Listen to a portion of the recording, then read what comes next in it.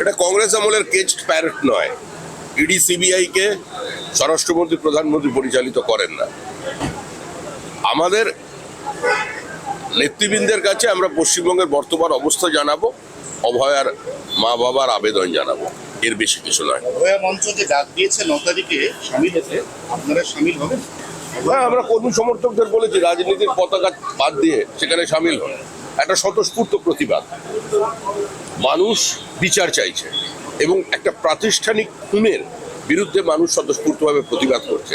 এই আন্দোলনে সবাই সামিল হবেন, আমাদের কর্মীরাও যাবেন। ভিন রাজ্যে বাঙালি হেনস্থা নিয়ে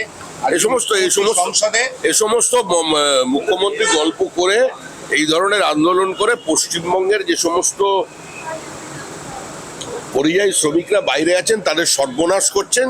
ছোট ছোট ছেলেমেয়েরা ছোট ছোট চাকরি করেন বিভিন্ন প্রদেশে, তাদের ভবিষ্যৎকে অনিশ্চিত করছেন। বাঙালির শেষ সর্বনাশটা, শেষ পেরেকটা